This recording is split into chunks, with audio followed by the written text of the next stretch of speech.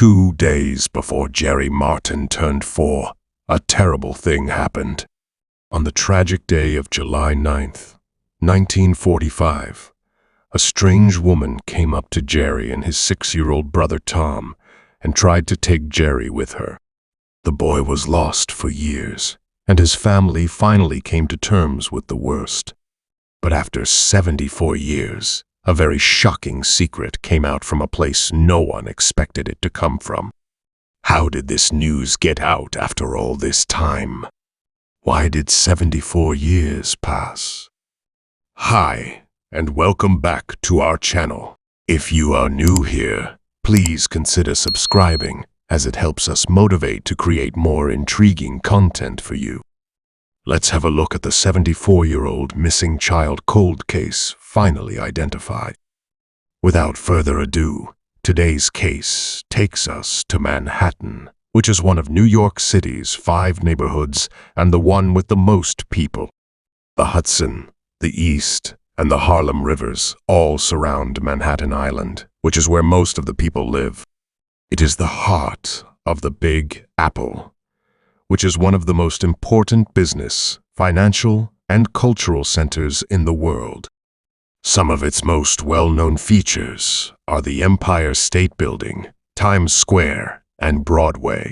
People have said that Manhattan is the world's cultural, financial, media, and entertainment center, and the United Nations is based there. Most art auctions take place in Manhattan's art galleries and auction houses. Manhattan is also the center of the foreign art market. Our story for today, called The Kidnapping, starts in this busy city. On July 9th, 1945, 2 young boys, Tom and Jerry, were riding their bikes near their home in Manhattan. It was a warm summer day. As they were riding their bikes, a strange woman came up to them and gave them some candy. Tom was unsure and turned down the offer, but his younger brother Jerry couldn't resist the treat and took it right away. The woman then grabbed Jerry's hand and told Tom that they would be back soon. But as the hours went by, neither the woman nor Jerry showed up. Tom was scared and ran to tell his parents that someone had taken his little brother. Their parents were getting more and more worried, so they called the police and started a mad search for their lost son. Jerry was never found, despite everyone's best efforts. His disappearance was a riddle that Tom and his family lived with for the rest of their lives. It's hard to imagine how painful it would be to lose a child in such a shocking way, and the Martin family will always be changed by this tragedy. The Martin boys, Tom and Jerry, were raised by their parents, Harold and Nancy Martin. Unfortunately, the couple had already split up when Jerry went missing, which left the family broken and upset. Harold had remarried and had a 1-year-old daughter called Mary. This made the situation even more complicated and led to more questions about where Jerry had gone. Police thought that one of the parents might have taken the boy because they had a fight. Even though Jerry had gone missing, Nancy claimed that she was innocent and had nothing to do with it. Her family always stood by her side and didn't question what she said. But as time went on, no one knew what happened to Jerry, and the family had to pick up the pieces and move on with their lives. Months turned into years, and before they knew it, Jerry had been missing for decades. The Martin family never stopped hoping that they would see their son and brother again. But as time went on, that hope started to go away. Harold and Nancy died, so it's now up to their son, Tom, to keep looking for Jerry. Tom did everything he could to find out what happened to his long-lost brother. When DNA testing became possible in the 2000s, he sent in his DNA to be tested for his family. He hoped that the results would help him find Jerry. Even though the search had been going on for so many years, Tom stayed hopeful. He knew he had to keep looking if there was a chance Jerry was still out there. The story of the Martin family is one of sadness and determination. No parent should have to deal with the loss of a child, and the fact that Jerry's absence hasn't been solved after all these years is a tragedy. Still, Tom's never-ending efforts to find his brother showed how much people love each other and how strong the human spirit is. In 2007, a big change happened when no one thought it would. Audrey Bell, a 51-year-old mother of triplets from Long Island, got a 23andMe testing kit online in 2017 to find out which of her triplets' identical siblings were, and which was the fraternal sibling. Belle was surprised to find out from the 23andMe DNA test that she wasn't Italian like her parents had always told her she was. Instead, the test showed that her DNA had roots in Ireland, Scotland, and Spain. Audrey didn't understand, especially since her father, Richard Palmadeso, had always been proud of his Italian roots. Audrey asked her parents about the results, but they were just as confused as she was. So she chose to move on with her life. Audrey had always been told that her family came from Southern Europe, but the findings didn't say anything about Italy. Belle grew up in a strong Italian-American family in New York. Her birth name was Palmadeso. She had never even thought that she might not be Italian. They thought it was a mistake on the computer and went on with their lives. The Palmadeso didn't ask 23andMe any more questions or do any other study until 2019, 2 years after they first asked. When Audrey's twin sister Cynthia McFadden and their younger sister Stephanie Palmadeso took their own DNA ancestry tests, they were shocked to find that neither of them had any Italian heritage. To clear up any misunderstanding about why the sisters have different last names, Cynthia and Audrey are twins who now go by the last names of the men they married.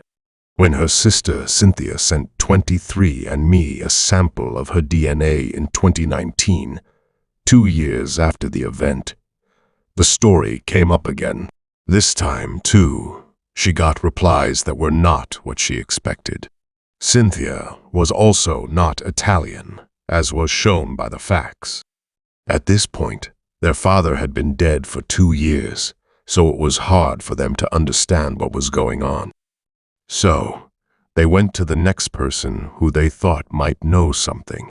The test results about their cousin, Richard Palmadeso, who had the same name as their father, were mostly a surprise. Richard told Cynthia and Audrey that even though they were connected to each other, the rest of the Palmadeso family had nothing to do with them at all. Cynthia, unlike Audrey, chose to let 23andMe show her any genetic relatives in their database. This means that 23andMe would show her if there were any other DNA records in their database that matched hers. She was surprised when a guy named Tom Martin came up as a match for her. The twins shared 22% of their DNA with him, making him either their grandfather or uncle. Still, this was strange because none of the Palmadesos had even talked to Tom Martin. At the time, he was 79 years old, had been retired for a while, and lived in Florida. He is said to have used his own DNA to find out who took his brother Jerry, and as luck would have it, that was the key. Tom told Cynthia and Audrey that his younger brother Jerry was taken away on July 9, 1945, when Tom was 6 years old and Jerry was only 2 days away from turning 4. At the time, Jerry was only 2 days away from turning 4. Tom spent decades looking for his lost brother and made a DNA profile to help him find him. Cynthia and Audrey started to wonder if their father, whom they had always known as Richard Palmadeso, could actually be Jerry Martin. Strangers rarely take children from their homes in the United States in those days. In 2019, only about 1% of the cases that the National Center for Missing and Exploited Children worked on involved strangers taking children. But it is hard to figure out how often people were kidnapped before the 1918 and what happened to them. The Missing Children Assistance Act was not passed until 1983, and the National Registry for Missing Children didn't start until the same year. During the first half of the 20th century, babies and young children were often taken from their homes. This was usually done for illegal adoptions, but sometimes it was done by women who couldn't have children but wanted to. Even if there had been a national database at the time, it would have been hard to count these cases because families might not have known about the kidnappings until a long time later, if at all. Because there was no way to test DNA, families may have raised children who were not their actual children because of a mistake in the hospital or a kidnapping to hide the truth. In the first half of the 20th century, the usual kidnapper was a woman who couldn't have children but felt pressure from society or her partner to do so. Audrey asked her brother-in-law, who worked for the police, to look into the cold case because she thought Jerry Martin might have been Richard. But the family was told that the file might have been lost in a fire at the station. This piece of information, sourced from the New York Daily News, was among the limited resources the twins came across, shedding light on the details surrounding the abduction. As they learned more about Tom, they found more similarities and signs that backed up the DNA result. After looking at each other's pictures, the twins noticed that Tom and Richard looked a lot like each other. In 2019, when they met Tom for the first time in person, they found out that they had even more things in common. They were surprised to find out that Tom liked coconut cake, movies, and acting just like their dad. Tom also had some pictures from when he was younger, which showed that he was interested in acting. Even though everything seemed fine, it was still not clear if Richard was really Jerry. Did the Palmadeso know that he was taken? What did each person know, and how long had they known it? On his birth document, Isabel and Angelo Palmadeso say that Richard Palmadeso was born in Staten Island on May 31, 1943. Before he was born, Isabel and Angelo did not have any children. But Isabel, who was in her 40s, already had 2 children in their 20s from a previous relationship. Isabel was in her 40s and had never had a child with Angelo. She already had 2 grown children from a previous relationship, but she was desperate to have a child with Angelo before he came back from the war. In June, she is said to have grabbed Jerry and brought him to their house. Isabel told Jerry that his new name is Richard and that he is only 2, not 4. She changed his birth certificate so that it said he was born in 1943. Please remember that this whole story is just a theory, and you should take it with a grain of salt. Even though this was a shock to the sisters, Richard Palmadeso's cousin Tom Martin thought it was nothing new when they talked to him. He said that their father, Richard, was the only Palmadeso family member who didn't know that their father wasn't related by blood. He said that the rest of the family knew what was going on. Richard told the girls that when their father was a child, Isabel made fun of him and wouldn't let him talk at the dinner table. So, their father got anxious, which he took with him into adulthood. No one in his family tried to stay in touch, not even Angelo, who died when their father was only 26 years old. When he finished school and moved away, Richard's daughters thought that Angelo's wife, Isabel, might have gotten pregnant right before he went to World War I and either lost the baby or lied to Angelo about it.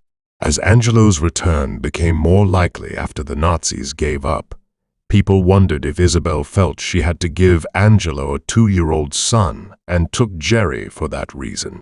The sisters thought that Isabel might have taken a child and raised it as her own, but they couldn't prove their idea.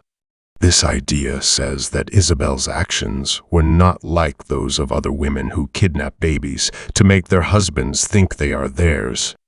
Even stranger was how Jerry would have been explained, especially if he had been taken straight to the Palmadeso's house after being taken. He would have gotten a new name and new parents, and he would have been told that he was now 2 years old, not 4. Tom, his wife, Mary, Audrey, and Cynthia talk to each other a lot over the phone, Facebook, and text messages. Today, when Tom and Mary have big events, the sisters talk about their father and how much they miss him.